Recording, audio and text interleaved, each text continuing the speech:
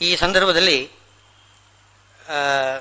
ಈ ಗೀತೆಯ ಭಾವವನ್ನು ಹೇಳಲಿಕ್ಕೆ ಗೋಪಾಲದಾಸರು ಒಂದು ಸುಳಾದಿ ಬರೆದಿದ್ದಾರೆ. ವೈರಾಗ್ಯ ಸುಳಾದಿ ಅಂತ ಎಲ್ಲ ಕೇಳಿರ್ಬೋದು, ಬಹಳ ಚೆನ್ನಾಗಿದೆ.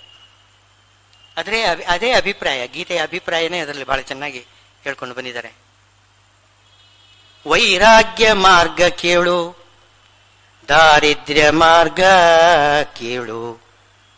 ವೈರಾಗ್ಯ ಮಾರ್ಗ ಕೇಳು, ದಾರಿದ್ರ್ಯ ಮಾರ್ಗ ಕೇಳು. ಶ್ರೀರಮಣನ್ನ ಪಾದ ಆರಾಧಿಸೋದಕ್ಕೆ,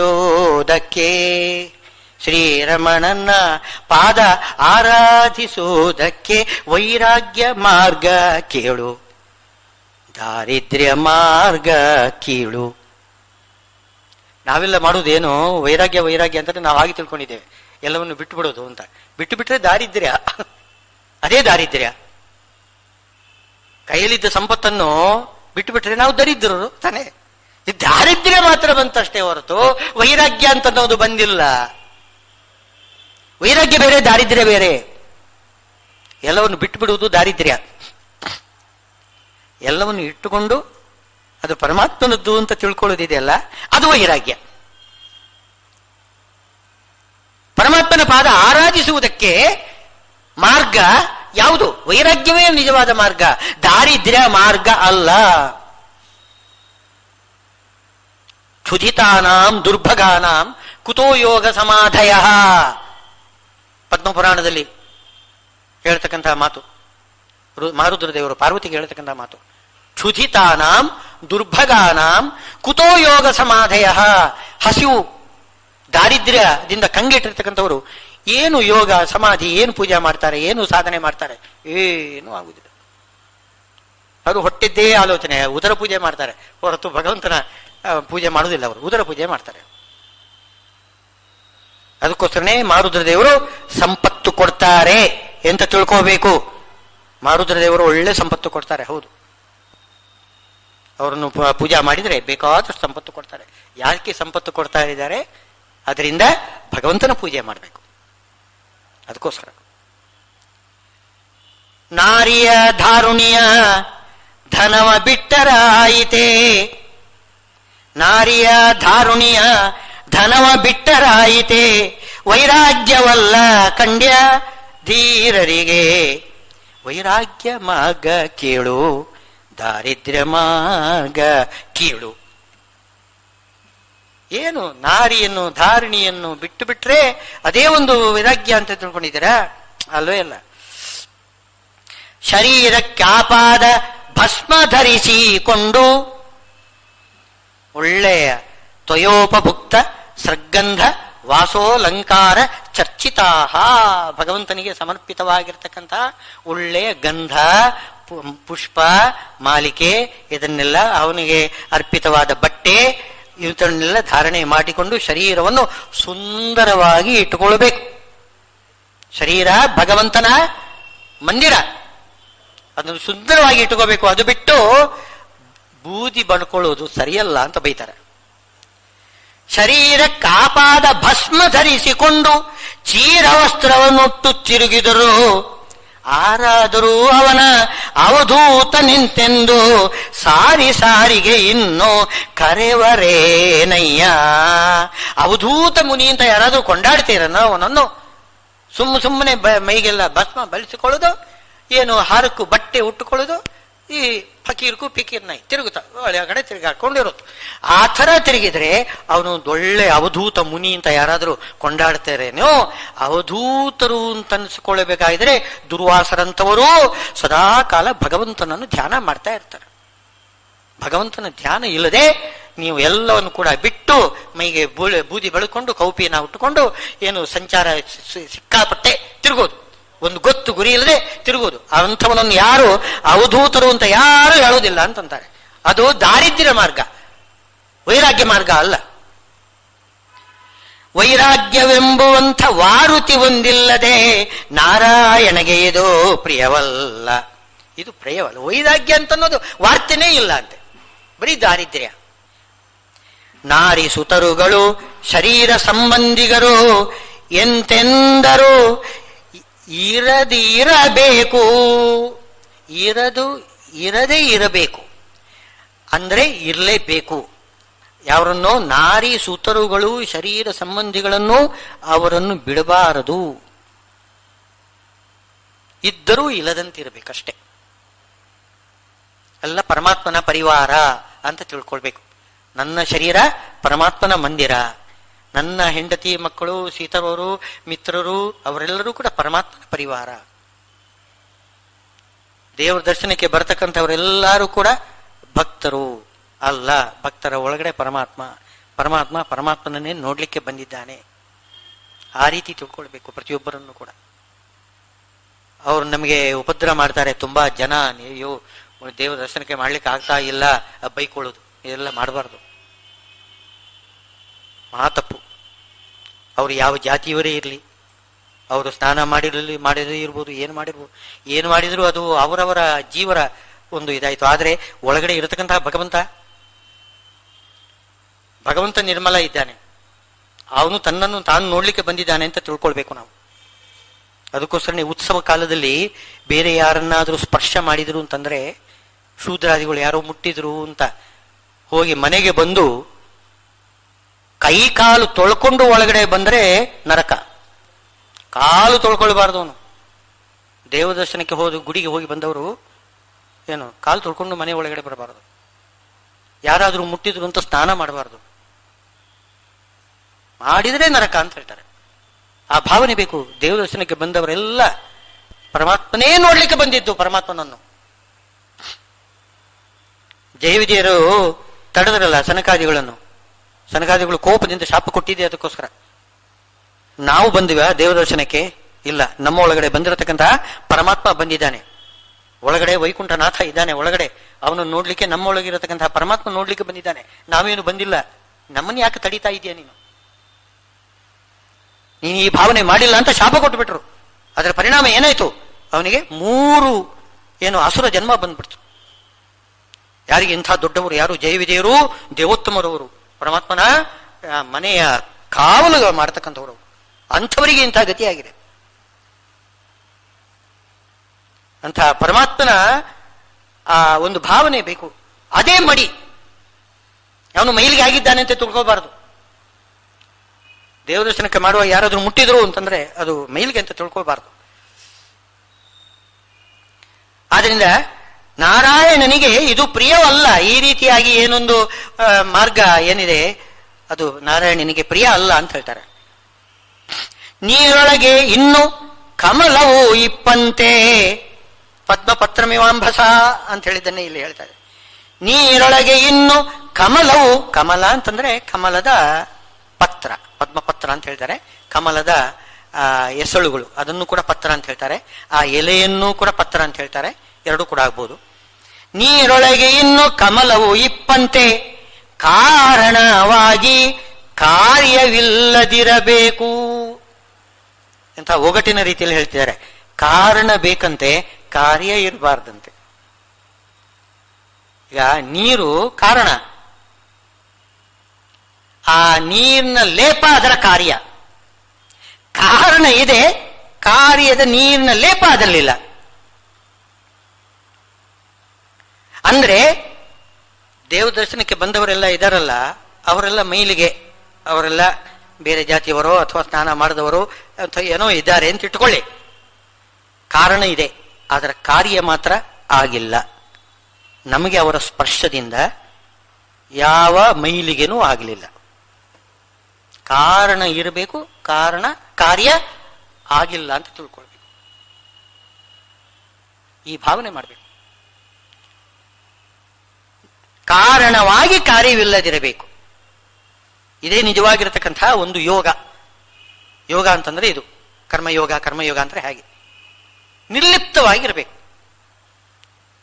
ಯಾವುದೇ ಒಂದು ಮಲದ ಸಂಪರ್ಕ ಇಲ್ಲ ಅಂತ.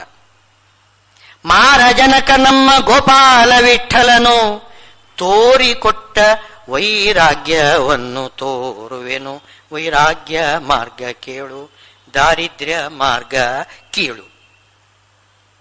ಅವನು ಮಾರ ಜನಕ, ಅವನೇ ಮಾರ, ಮನ್ಮಥನಿಗೆ ಜನಕ. ಅವನು ಮನ್ಮಥನಿಗೆ ಜನಕ.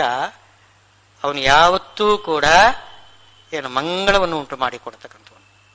ಇದೆಲ್ಲ ಅಮಂಗಳವಾಗಿರ್ತಕ್ಕಂಥದ್ದು ಯಾವುದು ಪದಾರ್ಥಗಳು ಅದೆಲ್ಲ ಇಲ್ಲದ ಹಾಗೆ ಮಾಡತಕ್ಕಂಥವನು ಅವನೇ. ಯಸ್ಮರೇತ್ ಪುಂಡರೀಕಾಕ್ಷಂ ಸಬಾಹ್ಯಾಭ್ಯಂತರ ಶುಚಿ. ಪರಮಾತ್ಮನನ್ನು ನೆನೆದರೆ ಸಾಕು ಅವನು ಶುಚಿ ಆಗ್ತಾನೆ. ಅಂದ್ರೆ ಸ್ನಾನ ಮಾಡೋದು ಬೇಡ ಅಂತ ಅರ್ಥ ಅಲ್ಲ. ಅದಕ್ಕೆ ಸ್ನಾನ ಮಾಡಿ ಪರಮಾತ್ಮನನ್ನು ತಿಳಿದ್ರೆ ಇನ್ನಷ್ಟು ಶುಚಿ ಆಗ್ತಾನೆ. ಸ್ನಾನಕ್ಕೆ ಎರಡು ಫಲ, ಅಂತರಂಗ ಶುದ್ಧಿ ಬಹಿರಂಗ ಶುದ್ಧಿ ಎರಡೂ ಕೂಡ. ಬಹಿರಂಗ ಶುದ್ಧಿ ಸ್ನಾನದಿಂದ ಆಗ್ತದೆ, ಅಂತರಂಗ ಶುದ್ಧಿ ಅದು ಪರಮಾತ್ಮನ ಸ್ಮರಣೆಯಿಂದಲೇ ಆಗಬೇಕು. ಸ್ನಾನ ಮಾಡುವಾಗಲೂ ಕೂಡ ಪರಮಾತ್ಮನ ನೆನೆಸಿಕೊಂಡು ಸ್ನಾನ ಮಾಡಿದರೆ ಮಾತ್ರ ಏನು ಒಳಗಿನ ಮಲ ಹೋಗುತ್ತೆ. ಹೊರಗಿನ ಮಲ ಹೋಗುವುದು ಸ್ನಾನದಿಂದ ನೀರಿನಿಂದ ಹೋಗುವುದು. ಒಳಗಿನ ಮಲ ಹೋಗಬೇಕಾಗಿದ್ದರೆ ಪರಮಾತ್ಮನ ಸ್ಮರಣೆ ಬೇಕು. ಎರಡೂ ಕೂಡ ಮಾಡ್ಕೋಬೇಕು. ಸ್ವಯೋಗ್ಯತೆಯೊಳಗೆ ಆಯತವಾದದ್ದು ನೋಯದೆ ಉಣುವುದು ನ್ಯಾಯದ ವೈರಾಗ್ಯ. ಉಣ್ಣದೇ ಇರುವುದು ವೈರಾಗ್ಯ ಅಲ್ಲ ಹೇಳ್ತಾ ಇದ್ದಾರೆ. ಉಣ್ಣದೇ ಇರುವುದು, ನಾನು ಊಟನೇ ಮಾಡುವುದಿಲ್ಲ, ಎಲ್ಲವನ್ನೂ ಬಿಟ್ಟು ಬಿಡ್ತೇನೆ. ಉಣ್ಣುವುದು ಅಂತಾರೆ ಅದು ಸಂಕೇತ. ಎಲ್ಲ ಪದಾರ್ಥಗಳನ್ನು ಬಿಟ್ಟು ಬಿಡ್ತೇನೆ, ಮನೆ ಮಠ ಎಲ್ಲವನ್ನು ಬಿಟ್ಟು ಬಿಡ್ತೇನೆ, ಹಣವನ್ನು ಬಿಡ್ತೇನೆ, ನನ್ನವರು ಬಂಧುಗಳೆಲ್ಲ ಬಿಡ್ತೇನೆ, ತಂದೆ ತಾಯಿಗಳನ್ನು ಬಿಡ್ತೇನೆ, ಎಲ್ಲರನ್ನು ಬಿಟ್ಟು ಬಿಡ್ತೇನೆ. ಅದಲ್ಲ. ಹೇಗೆ ಅಂತಂದ್ರೆ ಸ್ವಯೋಗ್ಯತೆಯೊಳಗೆ ಆಯತವಾಗಿದ್ದದ್ದು ಏನಿದೆ, ಪರಮಾತ್ಮ ತನ್ನ ಯೋಗ್ಯತೆಗೆ ಅನುಗುಣವಾಗಿ ಏನು ಕೊಟ್ಟಿದ್ದಾನೆ ಭಗವಂತ, ಅದನ್ನು ಬೇಡ ಅಂತನ್ನಬಾರದು. ಭಗವಂತ ಕೊಟ್ಟಿದ್ದನ್ನು ಬೇಡ ಅಂತನ್ನಬಾರದು, ಕೊಡು ಅಂತನ್ನಬಾರದು. ಏನು ಕೊಟ್ಟಿದ್ದಾನೆ ಅದನ್ನು ಬೇಡ ಅಂತನ್ನಬಾರದು. ಸ್ವಯೋಗ್ಯತೆಗೆ ಆಯತವಾದದ್ದು ನೋಯದೆ, ಮನಸ್ಸಿನಲ್ಲಿ ಒಂದಿಷ್ಟೂ ಕೂಡ ನೊಂದುಕೊಳ್ಳಬಾರದು. ಅಯ್ಯೋ ನನಗೆ ಇಂಥದ್ದು ಕೊಟ್ಟಿದ್ದಾನೆ, ನನ್ನ ಯೋಗ್ಯತೆ ಎಷ್ಟು ಕೊಟ್ಟಿದ್ದಾನೆ ಹಾಗೆ ತಿಳ್ಕೊಳ್ಬೇಕು. ನನ್ನ ಯೋಗ್ಯತೆ ಇಷ್ಟೇ, ಅದಕ್ಕೊಂಡೆ ಕೊಟ್ಟಿದ್ದಾನೆ, ನಾನು ಮಾಡಿದ್ದು, ನಾನು ಇಷ್ಟೇ ಮಾಡಿದ್ದು, ಅದಕ್ಕೋಸ್ಕರ ನನಗೆ ಇಷ್ಟೇ ಕೊಟ್ಟಿದ್ದಾನೆ. ಆದ್ರಿಂದ ನೋಯಬಾರದು. ಅಯ್ಯೋ ಭಗವಂತ ನನಗೇನು ಅನ್ಯಾಯ ಮಾಡಿದ್ದಾನೆ ಅಂತ. ಕರ್ಮ ಭಗವಂತ ಯಾವತ್ತೂ ಅನ್ಯಾಯ ಮಾಡೋದಿಲ್ಲ, ಯಾವತ್ತೂ ಅನ್ಯಾಯ, ಯಾರಿಗೂ ಅನ್ಯಾಯ ಮಾಡೋದಿಲ್ಲ. ನೋಯದೆ ಉಣಬೇಕು, ಇದೇ ವೈರಾಗ್ಯ ಅಂತ ಹೇಳ್ತಾರೆ. ನೋಯದೆ ಉಣುವುದು ನ್ಯಾಯದ ವೈರಾಗ್ಯ. ಇದು ಎಲ್ಲ ಬಿಟ್ಟುಬಿಡುವುದು ಅನ್ಯಾಯ, ಅದು ದಾರಿದ್ರ್ಯ ಮಾರ್ಗ, ನ್ಯಾಯ ಅಲ್ಲ ಅದು. ಪ್ರಿಯದಿ ನೀನಿತ್ತ ಕರ್ತೃತ್ವವು ಎನಗೆ. ಇಷ್ಟವರೆಗೆ ಬಾಹ್ಯ ಫಲದ ಆಸೆ ಬಿಡಬೇಕು. ಫಲದಲ್ಲಿ ಆಸೆ, ಅದು ಪರಮಾತ್ಮ ಏನು ಕೊಟ್ಟಿದ್ದಾನೆ ಅದನ್ನು ಉಣ್ಣಬೇಕು ಹೊರತು ಬೇರೆ ಫಲವನ್ನು ನಾವು ಬಯಸಬಾರದು ಅಂತ ಇಷ್ಟೇ ಹೇಳಿದ್ರು. ಈಗ ಸಂಕಲ್ಪ ತ್ಯಾಗ, ಫಲತ್ಯಾಗನ ಹೇಳಿ ಈಗ ಸಂಕಲ್ಪ ತ್ಯಾಗ ಹೇಳ್ತಾ ಇದ್ದಾರೆ. ಏನದು? ಕರ್ತೃತ್ವ ಅಭಿಮಾನ ತ್ಯಾಗ ಮಾಡೋದು. ಅದೇ ಹಾಗೆ ಪ್ರಿಯದಿ ನೀನಿತ್ತ ಕರ್ತೃತ್ವವು ಎನಗೆ, ನೀಯಲ್ಲದೆ ಎನ್ನಿಂದ ಆಗದಂತೆಪ್ಪುದೇ ನ್ಯಾಯದ ವೈರಾಗ್ಯ. ಪ್ರಿಯದಿ ನೀನಿತ್ತ ಕರ್ತೃತ್ವ, ನನಗೊಂದು ಕರ್ತೃತ್ವ ಶಕ್ತಿ ಕೊಟ್ಟಿದ್ದಿ. ಪ್ರಿಯದಿ ಅಂದರೆ ಸಂತೋಷದಿಂದ ನನ್ನ ಮೇಲೆ ಒಲಿದು ನನಗೇನೋ ಒಂದು ಶಕ್ತಿ ಕೊಟ್ಟಿದ್ದೀಯಾ. ಎಷ್ಟು ಕೊಟ್ಟಿರಬಹುದು. ನಾನು ಅಳಿಲ ಸೇವೆ ಮಾಡ್ತೇನೆ. ಅಳಿಲು ಎಷ್ಟು ಸೇವೆ ಮಾಡ್ತದೆ? ಅಳಿಲು ಸೇವೆ ಅಂತ ಹೇಳ್ತಾರೆ. ಅಲ್ಲಿ ರಾಮ ಸೇತುವೆ ಕಟ್ಟುವಾಗ ಕಪಿಗಳೆಲ್ಲ ದೊಡ್ಡ ದೊಡ್ಡ ಬಂಡೆಗಳನ್ನು ಬೆಟ್ಟಗಳನ್ನೆಲ್ಲ ಕಿತ್ತು ತಂದು ಸಮುದ್ರಕ್ಕೆ ಹಾಕ್ತಾ ಇದ್ರೆ ಈ ಅಳಿಲು ಏನ್ ತರ್ಬೋದು? ಅದು ಅದೇ ಮಾಡಿದ್ರೆ ನೀರಲ್ಲಿ ಒಂದ್ಸಲ ಹೋಗಿ ಮುಳುಗ್ತದೆ, ಮೈಯೆಲ್ಲ ಒದ್ದೆ ಮಾಡಿಕೊಂಡು ಮಳೆಲ್ಲ ದಂಡೆಗೆ ಬಂದು ಹೊರಳಿ ಮೈಯೆಲ್ಲ ಒಂದಿಷ್ಟು ಮಳಲು ಮಾಡಿಕೊಂಡು ಆ ಸೇತುವೆ ಮೇಲೆ ಉದುರಿಸ್ತದೆ. ಆಯ್ತು, ಅಳಿಲು ಸೇವೆ. ತಾನೂ ಮಾಡಿದ್ದೇನೆ, ಒಂದಿಷ್ಟು ಸೇವೆ ಮಾಡಿದ್ದೇನೆ ಅಂತ ಅಂದ್ಕೊಳ್ತದಂತೆ. ಅದಕ್ಕೋಸ್ಕರ ಪ್ರೀತಿಯಿಂದ ಅದರ ಬೆನ್ನು ಸವರಿದ್ದಾನಂತೆ ಶ್ರೀರಾಮ. ಅದೇ 3 ಗೆರೆ ಕಾಣಿಸ್ತಾ ಇದೆ ಅಳಿಲ ಬೆನ್ನಿನ ಮೇಲೆ ಅಂತ ಹೇಳ್ತಾರೆ. ನೀನಿತ್ತ ಕರ್ತೃತ್ವ, ಪ್ರಿಯದಿ ನೀನೇನು ಕೊಟ್ಟಿದ್ದೀಯ. ಏನು ದೊಡ್ಡ ಶಕ್ತಿತ್ವ ನನಗೆ ಶಕ್ತಿ ಕೊಟ್ಟಿಲ್ಲ ನೀನು. ಎಷ್ಟು ಶಕ್ತಿ ಕೊಟ್ಟಿದ್ದೀಯಾ ಅಷ್ಟು ಶಕ್ತಿ ಸಾಕು. ಅಷ್ಟನ್ನು ನಾನು ಸದುಪಯೋಗ ಮಾಡ್ಕೋಬೇಕು. ನೀನಿಟ್ಟ ಕರ್ತೃತ್ವ ಶಕ್ತಿ ಉಂಟಲ್ಲ, ಅದನ್ನು ಸದುಪಯೋಗ ಮಾಡ್ಕೋಬೇಕು. ಎಷ್ಟು ಕೊಟ್ಟಿದ್ದಾನೆ ಶಕ್ತಿ ಅಷ್ಟೇ ಯಥಾಶಕ್ತಿ ನೀವು ಮಾಡಿ, ಅದನ್ನು ಮಾತ್ರ ದುರುಪಯೋಗ ಮಾಡ್ಕೊಳ್ಬಾರ್ದು. ನೀ ಪ್ರಿಯದಿ ನೀನಿತ್ತ ಕರ್ತೃತ್ವವು ಎನಗೆ, ನೀ ಅಲ್ಲದೆ ಎನ್ನಿಂದ ಆಗದಂತೆಪ್ಪುದೇ. ಎನ್ನಿಂದ ಆಗದು, ನೀ ಅಲ್ಲದೆ ಎನ್ನಿಂದ ಆಗದು. ನೀನಿಲ್ಲದೆ ನನ್ನಿಂದ ಏನೂ ಆಗುವುದಿಲ್ಲ. ನೀನು ಬಿಂಬ, ನಾನು ಪ್ರತಿಬಿಂಬ. ಬಿಂಬ ಕ್ರಿಯೆ, ಪ್ರತಿಬಿಂಬದ ಕ್ರಿಯೆ. ನೀ ಇಲ್ಲದೆ ನನ್ನಿಂದ ಏನೂ ಆಗದು ಎಂತಿಪ್ಪುದೇ ನ್ಯಾಯದ ವೈರಾಗ್ಯ. ಕರ್ತೃತ್ವ ಸಂಕಲ್ಪವನ್ನು ಬಿಡುವುದು ನ್ಯಾಯದ ವೈರಾಗ್ಯ. ಆಯಾಸ ಪಡದೆ ಪರರ ಶ್ರೇಯಸ್ಸು ನೋಡಿ ಶ್ರೀಯರಸನಿತ್ತನೆಂಬೋದೇ ವೈರಾಗ್ಯ. ಆಯಾಸ ಪಡದೆ, ಇನ್ನೊಬ್ಬರ ಸಂಪತ್ತು ನೋಡಿ ಆಯಾಸ ಆಗ್ತದೆ ಕೆಲವರಿಗೆ. ಆಯಾಸ ಅಂದ್ರೆ ಹೊಟ್ಟೆಗಿಚ್ಚು ಅಂತ ಅರ್ಥ. ಹೊಟ್ಟೆಗಿಚ್ಚು ಪಡಬಾರದು. ಏನೋ ಅವರ ಯೋಗ್ಯ ತಕ್ಕ ಭಗವಂತ ಕೊಟ್ಟಿದ್ದಾನೆ, ಅವನೇನು ಸಾಧನೆ ಮಾಡಿದ್ದಾನಪ್ಪ, ಅವನು ಕೊಟ್ಟಿದ್ದಾನೆ ಭಗವಂತ. ಆಯಾಸ ಪಡದೆ ಪರರ ಶ್ರೇಯಸ್ಸು ನೋಡಿ ಶ್ರೀ ಅರಸನಿತ್ತ. ಶ್ರೀ ಅರಸನಿತ್ತ ಅವನೇ ಕೊಟ್ಟಿದ್ದು, ಭಗವಂತ ಕೊಟ್ಟಿದ್ದು. ಅವನು ಸಂಪಾದನೆ ಮಾಡಿಕೊಂಡಿದ್ದು ಅಂತಂದ್ರೆ ಆವಾಗ ಹೊಟ್ಟೆಗಿಚ್ಚು ಬರ್ತದೆ. ನಾನು ಸಂಪಾದನೆ ಮಾಡಿಲ್ಲ, ಅವನು ಸಂಪಾದನೆ ಮಾಡಿದ್ದಾನೆ, ಅವನಿಗೊಂದಷ್ಟು ಸಿಕ್ಕಿತು, ನನಗೇನು ಸಿಕ್ಕಿಲ್ಲ. ಇಲ್ಲ, ಪರಮಾತ್ಮ ಅವನ ಯೋಗ್ಯತೆಗೆ ಎಷ್ಟೋ ಅವನಿಗೆ ಕೊಟ್ಟಿದ್ದಾನೆ, ನನ್ನ ಯೋಗ್ಯತೆಗೆ ಎಷ್ಟೋ ಅಷ್ಟು ನನಗೆ ಕೊಟ್ಟಿದ್ದಾನೆ ಅಂತ ಈ ರೀತಿ ತಿಳ್ಕೋಬೇಕು. ಆವಾಗ ಅದು ನ್ಯಾಯದ ವೈರಾಗ್ಯ. ಮಾಯಾರಮಣ ನಮ್ಮ ಗೋಪಾಲ ವಿಠಲನ್ನ ಪ್ರಿಯದಿ ನೆಚ್ಚಿ ಅನ್ಯಗೆರಗದಿಪ್ಪುದೇ ವೈರಾಗ್ಯ. ವೈರಾಗ್ಯ ಮಾರ್ಗ ಕೇಳು, ದಾರಿದ್ರ್ಯ ಮಾರ್ಗ ಕೇಳು. ಮಾಯಾರಮಣ ಇದ್ದಾನೆ. ಮಾಯಾರಮಣ ಅಂತಂದ್ರೆ ಮಾಯಾದೇವಿ. ಮಾಯಾದೇವಿ ಅಂತಾನೆ, ಮಾಯೆ ಅಂದ್ರೆ ಪ್ರಕೃತಿ, ಪ್ರಕೃತಿ ಅಭಿಮಾನಿನಿಯಾಗಿರ್ತಕ್ಕಂಥ ರಮಾದೇವಿಗೂ ಮಾಯಾ ಅಂತ ಹೆಸರಿದೆ, ಪ್ರಕೃತಿಗೂ ಮಾಯಾ ಅಂತ ಹೆಸರಿದೆ. ಆ ಮಾಯೆಗೆ ರಮಣ ಯಾರು ಅಂದ್ರೆ ಪರಮಾತ್ಮ. ಅವನು ಮಾಯಾರಮಣ ನಮ್ಮ ಗೋಪಾಲ ವಿಠಲ. ಅವನ್ನ ಪ್ರಿಯದಿ ನೆಚ್ಚಿ, ಅವನನ್ನೇ ನೆಚ್ಚಬೇಕು. ಎಲ್ಲ ಮಾಯೆ ನೋಡಿ. ಮಾಯೆ ಅಂದ್ರೆ ಪ್ರಕೃತಿ. ಮಾಯೆ ಅಂದ್ರೆ ಎಲ್ಲ ಸುಳ್ಳು ಸುಳ್ಳು ಅಂತ ಹಾಗೆ ತಿಳ್ಕೊಳ್ಬಾರ್ದು. ಎಲ್ಲ ಮಾಯೆ ಅಂತಂದ್ರೆ ಎಲ್ಲವೂ ಪ್ರಕೃತಿಯಿಂದ ಆಗತಕ್ಕಂಥದ್ದು. ನಮ್ಮನ್ನು ಆಕರ್ಷಣೆ ಮಾಡುವುದು ಅದು. ನಮ್ಮನ್ನು ಈ ಕಡೆ ಪರಮಾತ್ಮನನ್ನು ಮರೆಸಿ ಬಿಡ್ತದೆ ನೋಡಿ. ಪರಮಾತ್ಮನನ್ನು ಮರೆಸಿ ನಮ್ಮನ್ನು ಈ ಕಡೆ ಸೆಳೆಯುವುದು ಯಾವುದು? ಅದು ಮಾಯೆ, ಪ್ರಕೃತಿ. ಆ ಮಾಯೆಗೆ ರಮಣ ಅವನು ಪರಮಾತ್ಮ. ಅಂಥ ಗೋಪಾಲ ವಿಠಲನ್ನ ಪ್ರಿಯದಿ ನೆಚ್ಚಿ ಅವನನ್ನೇ ನಂಬಬೇಕು.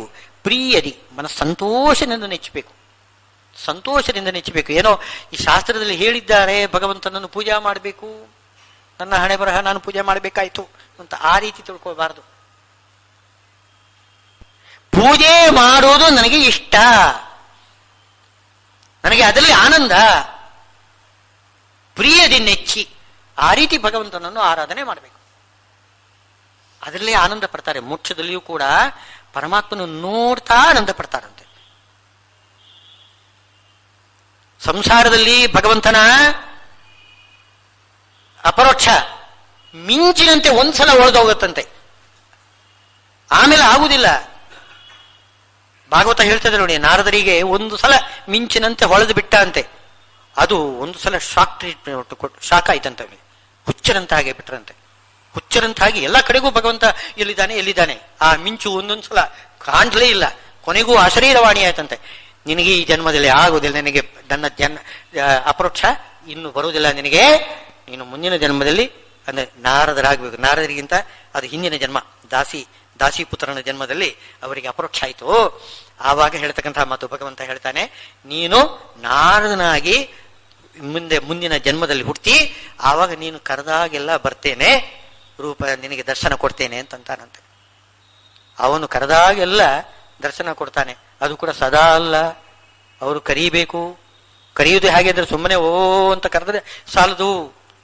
ಇಂದು ಎನಗೆ ಗೋವಿಂದ ನಿನ್ನಯ ಪಾದಾರವಿಂದವ ತೋರು ಮುಕುಂದನೇ ಮುಕುಂದನೇ ಸುಂದರ ವದನನೇ ನಂದ ಗೋಪನ ಕಂದ ಮಂದರೋದ್ಧಾರ ಆನಂದ ಇಂದಿರಾ ರಮಣ ಇಂದು ಎನಗೆ ಗೋವಿಂದ.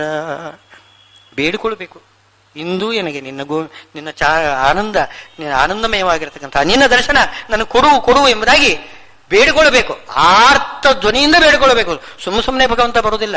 ನಾರದರಿಗಾಗಲಿ ಯಾರೇ ಆಗಲಿ ಅಷ್ಟು ಪ್ರೀತಿಯಿಂದ ಅವರು ಬೇಡಿಕೊಳ್ತಾರೆ, ಆವಾಗ ಪರಮಾತ್ಮ ದರ್ಶನ ಕೊಡ್ತಾನೆ. ಆದರೆ ಮೋಕ್ಷದಲ್ಲಿ ಹಾಗಲ್ಲ, ಸದಾ ಕಾಲ ಭಗವಂತನ ದರ್ಶನ ಇರ್ತದಂತೆ. ಸದಾ ಕಾಲ ಭಗವಂತ ದರ್ಶನ, ಆನಂದ ವ್ಯಕ್ತವಾಗ್ತಾನೆ ಇರ್ತದೆ. ಭಗವಂತನ ನೋಡ್ತಾ ಇರಬೇಕು, ಇಲ್ಲಿ ಆನಂದ ವ್ಯಕ್ತವಾಗಬೇಕು.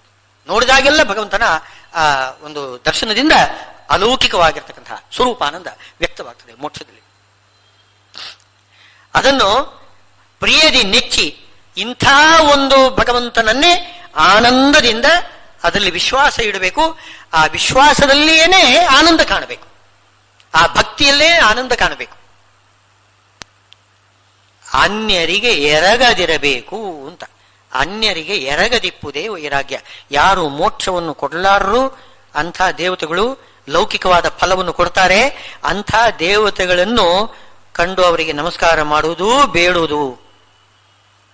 ಹಾಗೆ ಬೇಡಿದರೆ ಅದು ಬಂಧಕ್ಕೆ ಕಾರಣ ಆಗ್ತದೆ. ಅನ್ಯರಿಗೆ ನಾನು ಎರಗುವುದಿಲ್ಲ, ನಾನು ಶ್ರೀಹರಿಯನ್ನೇ ಅಂದರೆ ಬೇರೆಯವರಿಗೆ ಎರಗಿದ್ರೂ ಕೂಡ ಅವರಲ್ಲಿ ಇರತಕ್ಕಂಥ ಹರಿಗೆ ಎರಗುತ್ತೇನೆ, ಆ ಭಾವನೆ ಬೇಕು. ಯಾರಿಗೂ ನಮಸ್ಕಾರ ಮಾಡುವುದಿಲ್ಲ ಅಂತ ಹೇಳ್ಬಾರ್ದು, ತಪ್ಪಾಗ್ತದೆ ಅದು ಮಾತ್ರ. ಯಾಕೆ ಬೇರೆ ದೇವತೆಗಳಿಗೆ ನಮಸ್ಕಾರ ಮಾಡದೆ ಹೋದ್ರೆ ಹರಿ ಒಲಿಯುವುದಿಲ್ಲ, ಹರಿಗೆ ಪ್ರೀತಿ ಆಗುವುದಿಲ್ಲ. ಯಾಕೆಂದ್ರೆ ಹರಿಗೆ ಅವರೆಲ್ಲ ಭಕ್ತರು, ಅವರು ಅತ್ಯಂತ ಬೇಕಾದವರು. ಪರಮಾತ್ಮನಿಗೆ ಬೇಕಾದವರನ್ನು ದೂರ ಮಾಡಿ ಪರಮಾತ್ಮ ನೀನು ನನಗೆ ಬೇಕು ಅಂತಂದ್ರೆ ಅವನು ಕೇಳ್ತಾನೇನು? ಅವನು ಕೇಳೋದಿಲ್ಲ. ಎಲ್ಲರಲ್ಲಿಯೂ ಕೂಡ ಹರಿಯನ್ನೇ ನಾವು ನಮಿಸಬೇಕು. ಗುರುಗಳಲ್ಲಿ ಹರಿಯನ್ನು ಕಾಣಬೇಕು. ಗುರುಗಳಲ್ಲಿಯೇನೇ ಹರಿಯ ಸಾಕ್ಷಾತ್ಕಾರ ಕೊನೆಗೂ ಕೂಡ. ನಮಗೆ ಸಾಕ್ಷಾತ್ಕಾರ ನಮ್ಮೊಳಗೆ ಅಲ್ಲ, ನಮ್ಮೊಳಗೆ ಏನು ತತ್ವಾಭಿಮಾನಿಗಳು, ಆ ತತ್ವಾಭಿಮಾನಿಗಳಲ್ಲಿ ಕೊನೆಗೆ ವಾಯುದೇವರು. ಆ ವಾಯುದೇವರಲ್ಲಿ ಪರಮಾತ್ಮನ ಸಾಕ್ಷಾತ್ಕಾರ ನಮಗೆ ಆಗುವುದು. ನೇರವಾಗಿ ನಮ್ಮೊಳಗೆ ಬಿಂಬರೂಪಿ ಪರಮಾತ್ಮ ನಮ್ಮೊಳಗೇನೆ ಸಾಕ್ಷಾತ್ಕಾರ ಆಗುವುದಿಲ್ಲ ಅಂತ ಭಾಗವತದಲ್ಲಿ ಹೇಳಿದ್ದಾರೆ.